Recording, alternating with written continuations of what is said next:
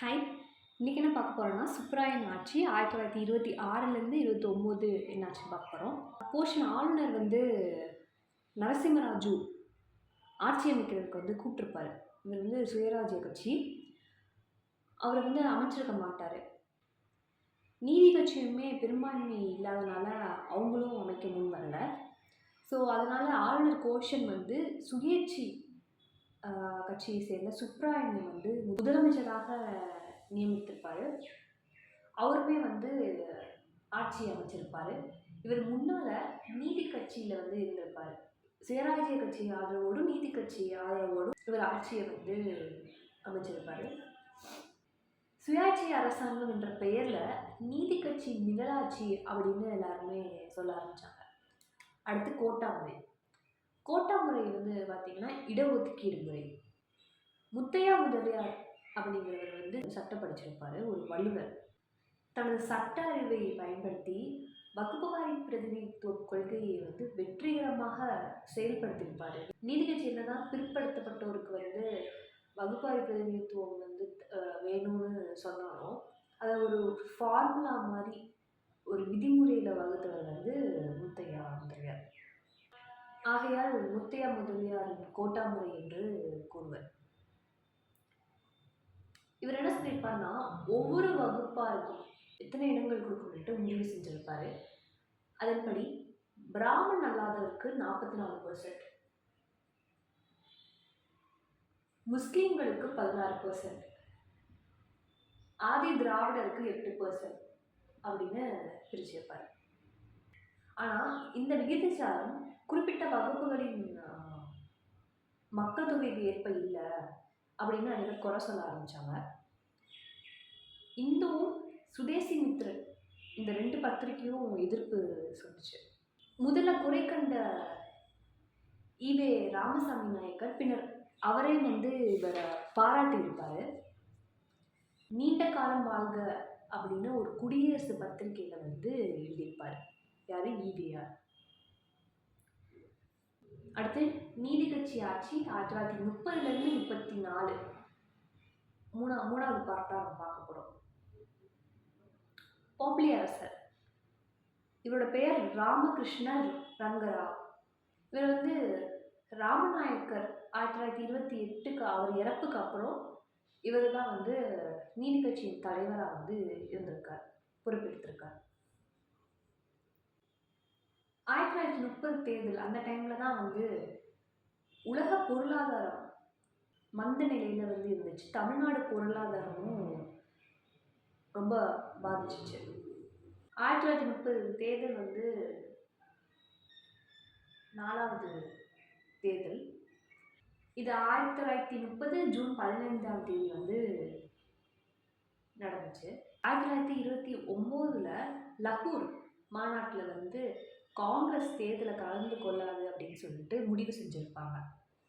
ஆனால் காங்கிரஸை சேர்ந்த சாமி வெங்கடாச்சலம், ஆர்கே சண்முக செட்டியார்லாம் காங்கிரஸ் பிரமுகர்கள் தான் தேர்தலில் சுயாட்சிகளாக போட்டிட்டனர். இந்த தேர்தல் பார்த்திங்கன்னா நீதி கட்சிக்கும் சுப்ராயன் தலைமையில் உள்ள சுயேட்சி கட்சி நேஷனலிஸ்ட் பார்ட்டிக்கும் உள்ள ஒரு நேரடி போட்டியாக தான் இருந்துச்சு.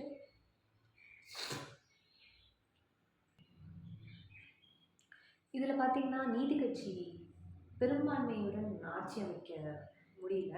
ஆனால் ஆளுநர் நியமித்த 32 உறுப்பினர்கள் ஆதரவோடு நீதி கட்சி தலைவரான முனுசாமி நாயுடு இவர் 1930 27 அக்டோபர் அன்னைக்கு முதலமைச்சராக பொறுப்பேற்றார்.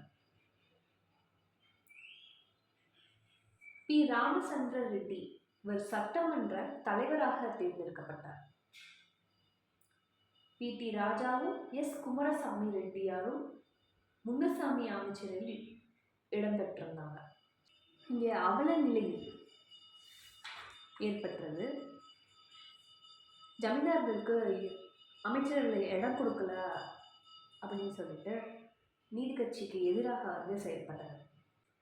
அதே போன்று அமைச்சர் பதவியை எதிர்பார்த்து ஏமாற்றம் அடைந்த பொப்ளி அரசரும் வெங்கடகிரி குமாரராஜனும் முத்தையா செட்டியாரின் தலைமையில் நீதி கட்சிக்குள்ளே ஒரு இஞ்சி குழு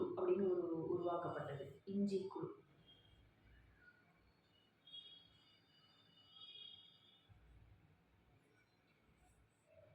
முதலமைச்சர் முனுசாமி நாயுடுமே வந்து அரசாங்கத்தின் வருவாய் இழப்பை சரி கட்டுறதுக்காக நிலவரியை வந்து உயர்த்திட்டாரு. இதுதான் அவர் பண்ண பெரிய தவறு. இதனால ஜமீன்தார்களும் பாதிச்சாங்க.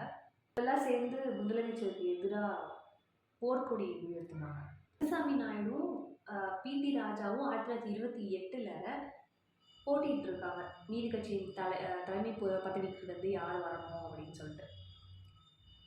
அந்த போட்டியில் முனுசாமி நாயுடு தான் வெற்றி பெற்றாரு. அதனால கட்சியின் தலைவராக வந்து அவர் நியமிச்சாங்க. ஆனால் இவருக்கு நிர்வாகம் ஒழுங்காக பண்ண முடியல.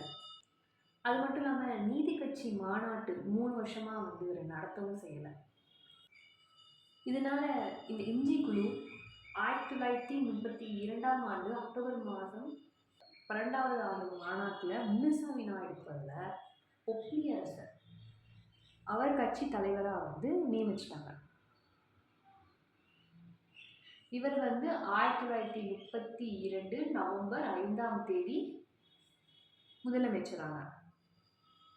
இவர் 2ஆம் முறை முதலமைச்சர் ஆகிட்டும் மக்கள் பிரச்சனைக்கு வந்து முக்கியத்துவம் கொடுக்காம ஜமீன்தார்களுக்கு ஆதரவாக செயல்பட்டு அவங்களுக்கு முக்கியத்துவம் வந்து கொடுத்தாரு.